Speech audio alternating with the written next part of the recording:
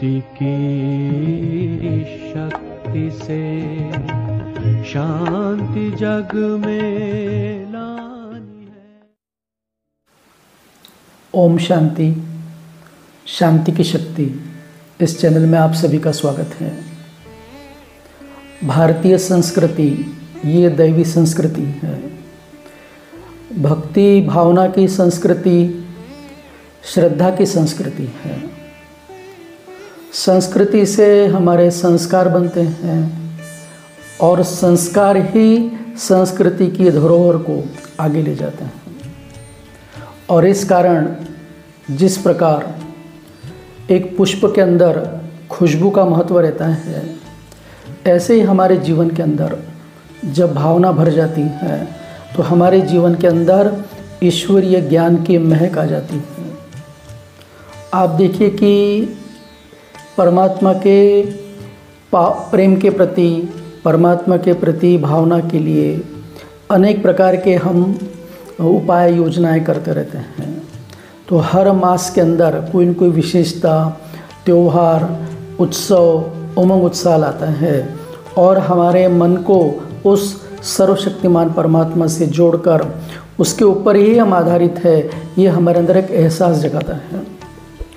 उसी प्रकार श्रावण महीना जो है, श्रावण महीना, इसका एक विशेष महत्व है। तो इसको श्रावण महीना ही क्यों कहा जाता है?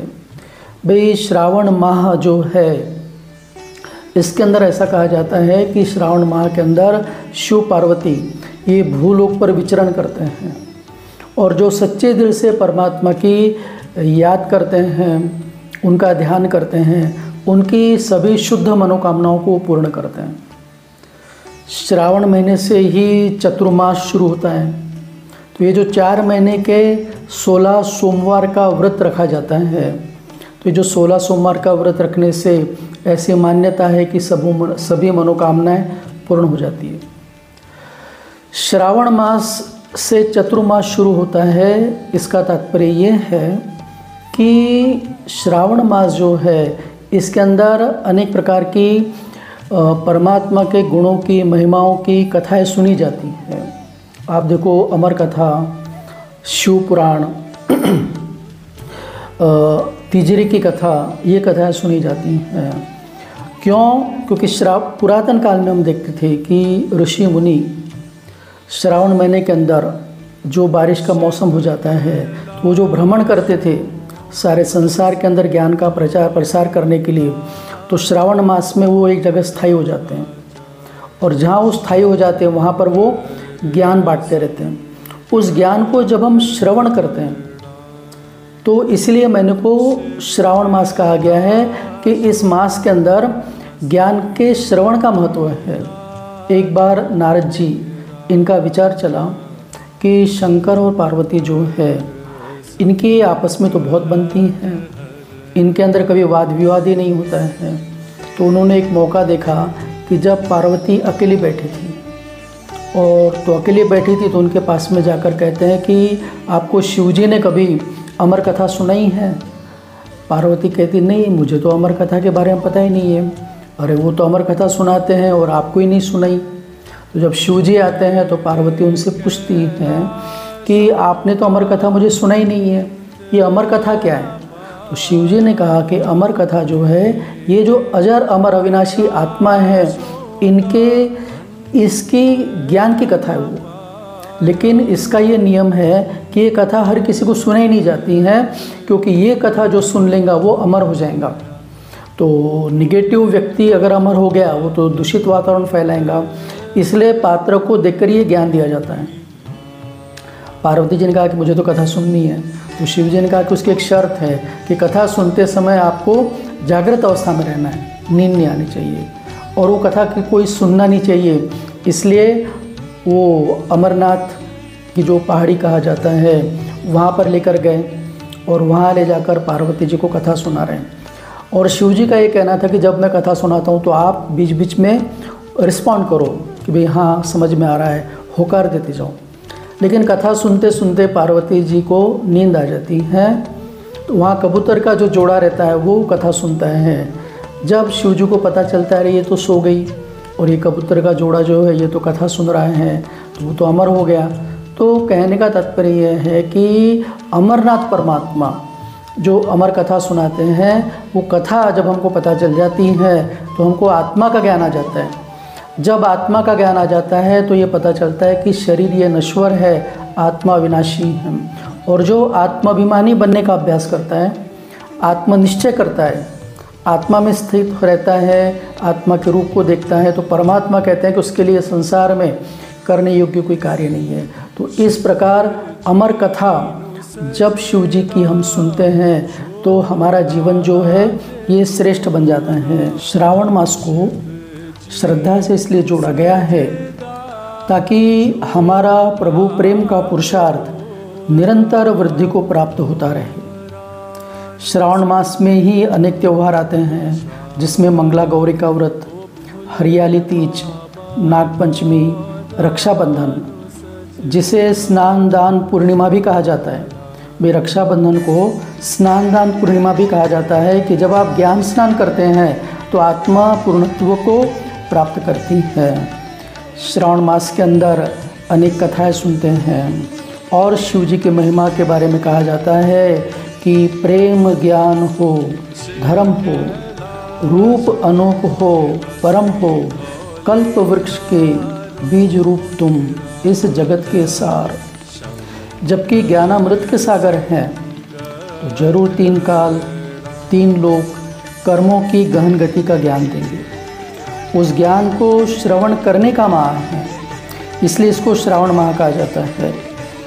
भाई जब हम ज्ञान को श्रवण करते हैं, मनन करते हैं, धारण करते हैं और फिर उसका अनेक आत्माओं के कल्याण के लिए वर्णन करते हैं, यही जीवन की सार्थकता है। कहा जाता है कि इस चतुर्मास में जो शिव जी की सच्ची भक्ति करते हैं तो शिव जी उनको भक्ति का फल प्रदान करते हैं।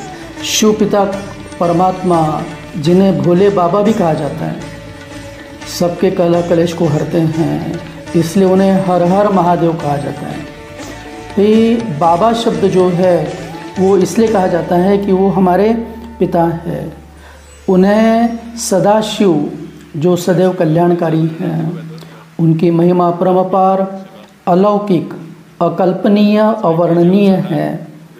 भाई परमात्मा के महिमा के बारे में कहा जाता है कि सारे सागर की शाही बनाओ, सारे जंगल की कलम बनाओ, पूरे पृथ्वी का कागज बनाओ, और साक्षात विद्या की देवी सरस्वती परमात्मा की महिमा लिखने बैठे तो भी परमात्मा की महिमा लिखी नहीं जाती है। परमात्मा के बारे में कहा जाता है कि शिव समान दाता नहीं, शिव समान दाता नहीं, विपत्ति विदारण हार, लज्जा मोरी राखियो नंदी के स्वार।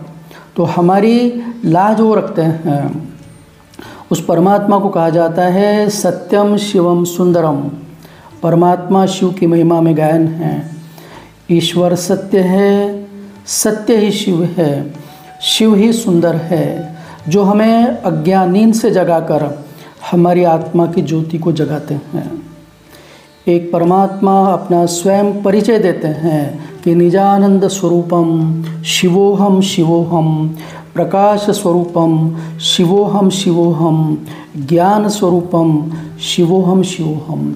तो वो एक परमात्मा जिसको हम कहते हैं कि संसार के अंदर 850 करोड़ मनुष्य आत्माएं हैं, 33 करोड़ देवी देवताएं हैं, लेकिन परमात्मा एक है जिसे ईश्वर कहा जाता है। इसलिए कहते हैं कि एक सूर्य है, एक गगन है, एक ही धरती माता, दया करो प्रभु, एक बने सब, सबका एक से नाता। भाई जब तक हम एक परमात्मा को अपना पिता नहीं मानेंगे तो सारे विश्व में भाईचारा कैसे आ सकता है। जहाँ भी ईश्वर शब्द आता है वहाँ शिव जी की ही प्रतिमा होती है। आप देखिए रामचंद्र जी का ईश्वर रामेश्वर, श्री कृष्ण जी इन्होंने गोपेश्वर में शिव की पूजा किया है, महाकालेश्वर, ओमकारेश्वर, सर्वेश्वर, मुक्तिदाता, मुक्तेश्वर, जीवन नैया सबकी करते, भवसागर से पार। परमात्मा की जो महिमा है वो अपरंपार है, वो हमारी नैया को भवसागर से पार करते हैं। परमात्मा को कहा जाता है कि तुम सृष्टि के ज्ञाता हो, वरदानों के दाता हो, हम तुमको पाकर पाए गति सद्गति उपहार। जिस प्रकार श्रावण मास शिव जी को समर्पित हैं, उसी प्रकार 4 युगों में पुरुषोत्तम संगम युग, ये पुरुषोत्तम संगम युग भी इतना ही महत्वपूर्ण है। तो जैसे श्रावण महीने के अंदर शिव जी जल्दी प्रसन्न हो जाते हैं, ऐसे जो 4 युग है, सतयुग, त्रेता, द्वापर, कलयुग, तो कलयुग का अंतिम समय और सतयुग का आदि, जिसको हम वर्तमान समय पुरुषोत्तम संगम युग कहते हैं, इस समय स्वयं निराकार परमात्मा शिव धरती पर आकर अपना परिचय देते हैं और अपना परिचय देकर कहते हैं कि मन मना भव, भाई मुझ एक को याद करो। जब आप मुझ एक को याद करेंगे, इसलिए कहा जाता है एक साधे सब सधे, सब साधे सब जाए। तो जब हम परमात्मा के ऊपर एकाग्र हो जाते हैं तो हमारा मन उसकी महिमा के गीत गाता है। तो इस श्रावण सोमवार के या श्रावण माह के उपलक्ष्य में ये जो पूरा जीवन ही हमारा जो है, ये हमारा जीवन शिव की महिमा के लिए है। इसलिए कहा जाता है कि आओ शिव का ध्यान करें, आशा का करे उजाला, कलयुग बीत रहा है, अब है सतयुग आने वाला। सुख शांति जगत में छाएंगी, हर और खुशी मुस्काएंगी, ये धरती स्वर्ग बन जाएंगी, अब ऐसी घड़ी अब आएंगी। हर पल उसका ही ध्यान रहे, नश्वर तन का ना भान रहे। इस संगम युग में बस हमको एक सत्य धर्म का ज्ञान रहे। तो जब हम आत्मा के सत्य धर्म में टिक जाते हैं कि मैं आत्मा शांत स्वरूप हूँ, तो आत्मा कल्याणकारी बन जाती है और हमारा जीवन जो है ये सचमुच में सुंदर बन जाता है। तो इस प्रकार श्रावण महीना ये आत्मा को परमात्मा से जोड़ने का महीना है। तो आप सभी को इस श्रावण मास की बहुत बहुत शुभकामनाएं कि हम सभी उस परमात्मा से शक्ति लेकर, उस परमात्मा से ज्ञान का प्रकाश लेकर सारे संसार के अंदर उसको प्रचारित और प्रसारित करें। यही हमारे जीवन की सार्थकता है। ओम शांति।